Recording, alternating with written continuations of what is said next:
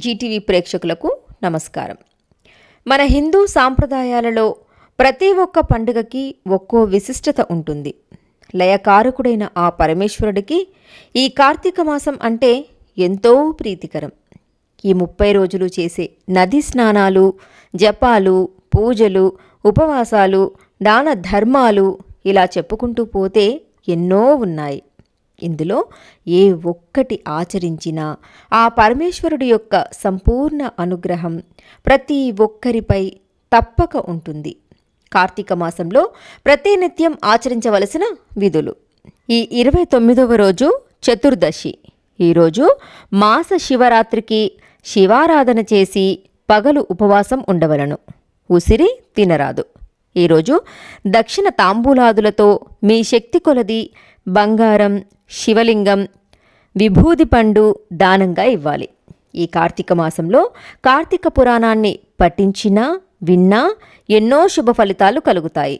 అందుకని మనము ఆ కథను విని తరిద్దాం. కార్తీక పురాణం 29వ అధ్యాయం కేదారేశ్వర వ్రతం ఇప్పుడు తెలుసుకుందాం. జనక మహారాజా, కార్తీక వ్రతాలలో కేదారేశ్వర వ్రతం పుణ్యప్రదమైన వ్రతం. పరమేశ్వరుని అత్యంత ప్రీతిదాయకమైన వ్రతం. బోలాశంకరుడైన ఆ పరమేశ్వరుడు ఈ వ్రతం ద్వారా తన కరుణా కటాక్షాల వలన అపారమైన సిరి సంపదలను, సకల శుభాలను ప్రసాదిస్తాడు. స్వామిని ఆరాధించి మనసులో గల కోరికలను ఆయనకు నివేదిస్తే తప్పక నెరవేరుతాయి. మొదట పార్వతీదేవి ఈ వ్రతాన్ని ఆచరించడం వలనే శివుని శరీరంలో సగభాగాన్ని పొంది అర్ధనారీశ్వరి అయ్యింది. ప్రమదగణాల కైవార నీరాజనాలను అందుకోగలిగింది. అది ఏ విధంగా అంటే, మహేశ్వరుడు పార్వతిని వివాహమాడి కైలాసానికి వచ్చాడు. సుర, గరుడ, కిన్నెర గణాలు, నారద తుంబురులు, యక్ష గంధర్వాదులు, ప్రమదగణాలు అందరూ కలిసి స్వాగతం పలికారు. ఘృతాచి, తిలోత్తమ, ఊర్వశి, రంభ మొదలైన వారంతా చూడచక్కగా నృత్యం చేశారు. నారద తుంబురాదులు వారి అపూర్వ గానంతో పరమేశ్వరుణ్ణి కీర్తించారు. అక్కడకు చేరుకున్న వారిలో ఏ ఒక్కరూ పరమేశ్వరునికి నమస్కరించలేదు. భృంగి బాగా ఆలోచించి అపూర్వమైన రీతిలో వినోద ప్రధానంగా నాట్యం చేశాడు. అక్కడ ఉన్నవారంతా ఆనంద పరవశులయ్యారు. పరమేశ్వరుడు తన వద్దనే ఉన్న పార్వతిని వదిలిపెట్టి లేచి వచ్చి భృంగిని వెన్ను తట్టి మరీ మెచ్చుకున్నాడు. అదే సమయంలో అక్కడి వారంతా శివుడికి నమస్కారాలు చేశారు. తనను ఒక్కదానిని వెలివేసినట్లుగా వదిలిపెట్టేయడం, అంతా శివుని చుట్టూ చేరడం పార్వతి మనసుకి కష్టం కలిగించింది. అసలు దీనికంతటికీ కారణం ఏమిటని పార్వతి శివుడిని ప్రశ్నించింది. దేవి, పరమార్థాన్ని ఆశించే భక్తులు నీ వలన ఏమీ ప్రయోజనం లేదని ఆ విధంగా చేశారు అని చెప్పాడు పరమేశ్వరుడు పార్వతికి. పరమేశ్వరుడికి ఇల్లాలినైనానని ఆలోచించకుండా తన అయోగ్యతను తెలియజేసిన దుస్థితిని ఏ విధంగానైనా తొలగించుకోవాలని అనుకున్నది పార్వతి. అడవులకు వెళ్ళి తపస్సు ప్రారంభించింది. కొంతకాలం గడిచినాక సిద్ధుడి రూపంలో శివుడు ఆ వైపుగా వచ్చాడు. కోరిక పట్ల వ్యామోహంతో ఏకాగ్రతను సాధించలేకుండా నువ్వు ఎంతకాలం తపస్సు చేసినా ఏమీ ప్రయోజనం పొందలేవు. ఇది కార్తీక మాసం. భోలాశంకరుడైన ఈశ్వరుడు కేదారేశ్వరుడన్న పేరుతో భక్తులను ఉద్ధరిస్తాడు. దీనినే కేదారేశ్వర వ్రతం అంటారు. ఈ వ్రతం చేసేవాళ్ళు నిష్ఠతో, భక్తితో స్వామిని ఆరాధిస్తూ తమ కోరికను విన్నవించుకుంటే అవి నెరవేరుతాయి. ప్రతిష్ట, ప్రగతి కూడా సిద్ధిస్తాయి అని చెప్పి అంతర్ధానమైనాడు. సిద్ధుడు చెప్పిన ప్రకారంగా పార్వతి తన కోరికను పరమేశ్వరునకు నివేదించుకుంటూ కేదార వ్రతంను చేసి శివునిలో సగం శరీరాన్ని పొంది పరమేశ్వరుని అర్ధాంగి అయ్యింది. దీనినే కేదారేశ్వర వ్రతం, కార్తీక నోము అంటారు. ఈ కార్తీక మాసం 4 సోమవారాల్లో 3వ సోమవారం కార్తీక పూర్ణిమ ప్రసిద్ధమైనవి, సిద్ధిప్రదాయకమైనవి. మహారాజా, ఈ వ్రతం ఆచరించి సంపన్నమైన ఒక కుటుంబ కథను చెబుతాను, విను. పూర్వకాలంలో వారణాసిలో ఒక నిరుపేద వర్తకుడు ఉండేవాడు. అతడికి 2 కుమార్తెలు, 1 కుమారుడు. కుమారుడు చిన్నవాడు. పెద్ద కుమార్తె భగీరథి, చిన్న కుమార్తె భాగ్యవతి, కుమారుడు భగీరథుడు. ఆ వైశ్య దంపతులు తమ సంతానంతో ప్రొద్దు గడపడమే దర్భరంగా బతుకుతూ ఉండేవారు. ఆడపిల్లలిద్దరూ అడవికి వెళ్ళి కట్టెలు ఏరుకొని వచ్చి వాటిని గ్రామంలో అమ్మి ధనం తీసుకొచ్చేవాళ్ళు. ఆ కుటుంబం ఆ ధనంతోనే జీవితం సాగిస్తూ ఉండేది. భగీరథి, భాగ్యవతులు కట్టెలు ఏరుకోవడానికి అడవికి వెళ్ళి వస్తూ దారిలో ఒక మర్రి చెట్టు నీడలో జరుగుతున్న కేదారేశ్వర వ్రతాన్ని చూశారు. వ్రత విధానాన్ని అడిగి తెలుసుకున్నారు. భక్తి ప్రధానమని చెప్పగా విన్నాను. అక్కడే ఒక చెట్టు క్రింద కూర్చొని పూజ చేసి ఇంటికి తిరిగొచ్చారు. ఆ రోజున వారి కట్టెలకు ధనం ఎక్కువ వచ్చింది.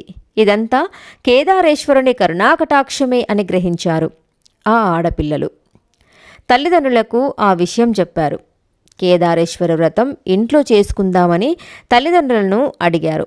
బిడ్డలారా, పూజా ద్రవ్యాలకు, ధూపదీపాలకు, నైవేద్యాలకు ఖర్చు చేయడానికి తగినంత సొమ్ము మనకు లేదు గదా.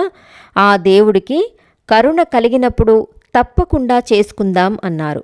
అలా కాదు, భక్తి మాత్రమే ప్రధానం అన్నారు. ఆ దేవుడు మనకు అనుగ్రహించిన విధంగానే చేసుకుంటామన్నారు. అక్కా చెల్లెళ్ళు, తల్లిదండ్రులు అంగీకరించారు. ఆ రోజున ఉదయమే గంగానదికి వెళ్ళి తలస్నానం చేశారు. పచ్చి మంచినీళ్లు కూడా తీసుకోకుండా ఉపవాసం ఉన్నారు.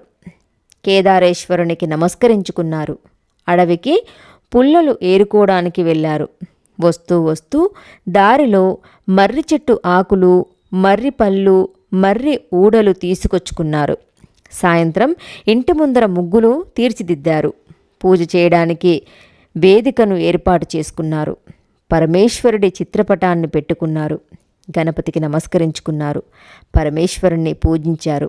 స్వామి, మేము నిరుపేదలం. ఈ మర్రి ఆకులనే తమలపాకులని భావించు. ఈ మర్రి కాయలనే వక్కలని అనుకో. ఈ మర్రి పళ్ళనే బూరెలు అని భావించి స్వీకరించు. ఈ మర్రి ఊడలే తోరాలనుకో అని పరమేశ్వరుడికి వాటిని నివేదించారు. పూజ పూర్తి చేసుకొని తీర్థం తీసుకున్నారు. చంద్రోదయాన్ని చూసి చల్లగా చూడు తండ్రి అని మొక్కుకున్నారు. ఆ తర్వాత పుల్లలను అమ్ముకొని నూకలు తెచ్చుకోవాలనుకుని బయలుదేరారు. తమ తట్టలోని పుల్లలు బంగారు పుల్లలై కనిపించడంతో అంతులేని ఆశ్చర్యానందాలను పొందారు. ఆ బంగారు పుడకల కారణంగా వాళ్ళ స్థితిగతులు మారినాయి. పేరు ప్రతిష్టలు పెరిగాయి. నియమం తప్పకుండా కార్తీక నోములు నోచుకుంటున్నారు. కుమార్తెలిద్దరికీ యుక్త వయసు వచ్చింది. సౌందర్యవంతులైన కుమార్తెలో పెద్దమ్మాయిని తూర్పు దిక్కు నుండి ఒకరు, పడమర దిక్కు నుండి మరొకరు వచ్చి చిన్నమ్మాయిని తమ తమ కుమారులకు భార్యలుగా చేసుకుని తీసుకెళ్లారు. భగీరథయ్య పెరిగి పెద్దవాడయ్యాడు. ఎప్పుడూ వచ్చినట్లే కార్తీక మాసం వచ్చింది. అప్పట్లో పేదతనం వలన కార్తీక నోములు అంతంత మాత్రంగా చేసుకున్నాము. ఇప్పుడు మన అంతస్తుకు తగిన విధంగా చేసుకుందాం అని తల్లిదండ్రులను ఒప్పించాడు. పట్టు తోరాలు పాతవన్నీ తీసేసి పెరట్లోని కాకరపాదు మీదికి విసిరేశాడు. బంగారు తోరాలు చేయించి ఎంతో ఆడంబరంగా ఘనంగా నోచుకున్నాడు. దర్పం బాగా ఉంది, కానీ భక్తి లేకపోవడంతో కేదారేశ్వరుని అనుగ్రహం తప్పింది. సిరి సంపదలు తరిగిపోయాయి. పేదరికంతో మళ్ళీ బతుకు దుర్భరమయ్యింది. తిండి గడవడం కూడా కష్టమైపోయింది. పెరట్లోని కాకరపాదు విరగ కాసింది.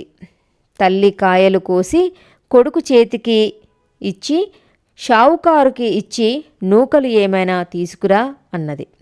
గంజి కాచుకొని తాగుదాము అని చెప్పి పంపించింది. వాటిని తీసుకెళ్ళి భగీరథయ్య శెట్టి అంగడికి వెళ్ళి, అయ్యా, ఈ కాకరకాయలు తీసుకొని చారెడు నూకలు ఇప్పించండి అని పరిపరి విధాలుగా బ్రతిమిలాడాడు. ఈ చేదుకాయలు దేనికి అంటూ కసురుకొని కొన్ని నూకలిచ్చి పంపించాడు శెట్టి. శెట్టి ఆ కాయలను ఇంటికి తీసుకువెళ్ళి భార్యకిచ్చి పులుసు పెట్టమన్నాడు. ఆమె కాకరకాయలను కోయగానే వాటిలో నుండి నవరత్నాలు రాలిపడినాయి. ఈ ఆశ్చర్యానికి శెట్టి మురిసిపోయాడు. ఆ మరునాడు మళ్ళీ భగీరథయ్య కాకరకాయలను పట్టుకొని నూకలుకి వచ్చాడు. అప్పుడు శెట్టి, అబ్బాయి, నిన్న నువ్వు ఇచ్చిన కాకరకాయలు చాలా బాగున్నాయి. నీకు ఎక్కడివి అని అడిగాడు. మా పెరట్లోనివి, చెట్టుకు కాసినాయి అని చెప్పాడు. ఆ కాయలను రోజూ నాకే తెచ్చిపెట్టు అన్నాడు శెట్టి. బియ్యం కొలిచి ఇచ్చాడు. కుర్రవాడు చాలా ఆనందించాడు. ఆ ప్రకారంగా చెట్టుకున్న కాయలన్నిటినీ ఆ శెట్టికే అమ్మాడు. పాదుకు ఉన్న కాయలన్నీ అయిపోయినాయి. మళ్ళీ కథ మామూలే. ఆకలి బాధ వాళ్ళని కష్టపెడుతుంది. వాళ్ళకి ఏమి చెయ్యాలో పాలుపోవడం లేదు. తల్లి బాగా ఆలోచించింది. కుమారుడిని పెద్దమ్మాయి ఇంటికి పంపించింది. తమ పరిస్థితులను వివరంగా చెప్పి ఏమైనా సాయం అడిగి తీసుకుని రమ్మని చెప్పింది. భగీరథయ్య కాలినడకతో బయలుదేరాడు. పెద్దక్క ఇంటికి చేరుకున్నాడు. బికారిలాగా ఉన్న అతడిని ఆ ఇంటి నౌకర్లు లోపలికి రానివ్వలేదు. మేడ మీద తల ఆరబెట్టుకుంటున్న భగీరథమ్మ వచ్చి తమ్ముడిని లోపలికి తీసుకువెళ్ళింది. తమ్ముడి ద్వారా వాళ్ళ దీనస్థితిని తెలుసుకుంది. ఒక గుమ్మడికాయను లోపల తొలిపించి దాని నిండా వరాహాలు పోసి ముచ్చిక పెట్టి బిగించి దానిని తమ్ముడికి ఇచ్చి, దీన్ని తీసుకొని ఇంటికి వెళ్ళి దీనిని అమ్మకే ఇవ్వు అని చెప్పి పంపించింది. ఏదో సాయం చేస్తుందనుకుంటే ఈ గుమ్మడికాయ ఇచ్చింది అని బాధపడుతూ బయలుదేరాడు. దారిలో ఒక గ్రద్ద ఆ గుమ్మడికాయను తన్నుకుపోయింది. దీనిని అమ్ముకొని ఒక పూటన్నా గడుపుకోవచ్చని అనుకుంటే గ్రద్ద కాస్త దాన్ని తన్నుకుపోయింది అని బాధపడి ముందుకు వెళ్ళలేక చిన్నక్కగారింటికి వెళ్ళాడు. కాలినడకన వస్తున్న తమ్ముడిని చూసి వడివడిగా మేడ దిగి వచ్చి తమ్ముడిని ఇంట్లోకి తీసుకువెళ్ళింది. యోగక్షేమాలను అడిగి తెలుసుకుంది.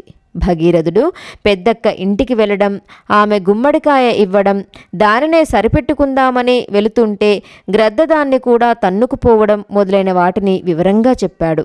చెప్పినదంతా విన్న చిన్నక్క బాగా ఆలోచించి కాలిజోడులో మాణిక్యాలు పోసి కుట్టించి వాటిని తమ్ముడికి ఇచ్చి, వీటిని ఇంటికి వెళ్ళే వరకు ఎక్కడా విప్పొద్దు, విడిచిపెట్టొద్దు అని చెప్పింది. ఆ అక్క కూడా పెద్దక్కలాగానే ఉత్త చేతులతో పంపుతుంది అనుకుని బాధపడ్డాడు. అక్కగారిచ్చిన చద్ది మూటలను దారి మధ్యలో చెరువు దగ్గర ఆగి చెప్పులు ఇప్పవద్దనడంతో కాళ్ళు కడుక్కోవడానికి చెప్పులతోనే నీటిలోనికి దిగాడు. ఆ ఊబిలో చెప్పులు కూరుకుపోయినాయి. ఎంత వెతికినా దొరకలేదు. జరిగిన దానికి మిక్కిలి కుమిలిపోయాడు. భగీరథయ్య తిరిగి పెద్దక్క ఇంటికి వెళ్ళాడు. ఏమిటి తమ్ముడు, నేను ఇచ్చిన గుమ్మడికాయ అమ్మకిచ్చావా అని అడిగింది. ఇచ్చాను, అమ్మ చాలా బాగా వండింది అన్నాడు.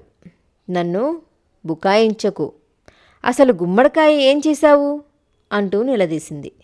జరిగిందంతా చెప్పాడు. ఎందుకు వీళ్ళకి ఈ దుస్థితి అని దుఃఖించింది. కార్తీక మాసం వచ్చింది. కార్తీక నోము సన్నాహం చేసుకుంటూ తమ్ముడిని కార్తీక నోములు ప్రతి ఏటా చేయిస్తున్నారా అని అడిగింది. స్వామివారి నోము చాలా గొప్పగా బంగారు తోరణాలతో, వెండి తమలపాకులతో, ముత్యాల సున్నంతో, ఓహో చాలా వైభవంగా చేశాం అన్నాడు. ఆ తర్వాత ఏమైంది అని ప్రశ్నించింది. అక్కడ తమ్ముడు జరిగిందంతా చెప్పాడు. కేదారేశ్వరుని దయను కోల్పోయినందువలనే వీళ్ళకి ఈ దుస్థితి కలిగింది అని గ్రహించింది. తమ్ముడు చేత కార్తీక పూజలు చేయించి తమ్ముడికి కొంత డబ్బు ఇచ్చి పంపించింది. తమ్ముడు ఆడంబరాలకు పోయి స్వామి కరుణకు దూరమయ్యారు. కుటుంబ సాంప్రదాయాలనుసారం ఈ వ్రతం చేయాలి. అమ్మకు చెప్పి నోములు చేయమని హెచ్చరించింది. ఆమె మాటల ప్రకారం తల్లిదండ్రులకు కార్తీక నోము గురించి చెప్పి తాము ఇదివరకు ఎలా చేసుకునేవారో ఆ ప్రకారమే కార్తీక వ్రతం చేశారు. ఆ కరుణామయుని దయ వలన పూర్వపు సంపదలు లభించాయి. జీవితం ప్రశాంతంగా గడిచింది. భగవంతుని పూజలో భక్తికే ప్రాధాన్యం, ఆడంబరాలకు కాదు. వైభవాల మోజులో భగవదారాధనలో భక్తిని కోల్పోకూడదని వీరి వృత్తాంతం మనకి సూచిస్తుంది. 29వ రోజు పారాయణం సమాప్తం. ఈ వీడియో కనుక మీకు నచ్చినట్లయితే లైక్ చేయండి, షేర్ చేయండి. మరిన్ని ఆధ్యాత్మిక విషయాల కోసం మా ఛానల్ని సబ్స్క్రైబ్ చేయడం మర్చిపోకండి. సర్వే జనా సుఖినో భవంతు.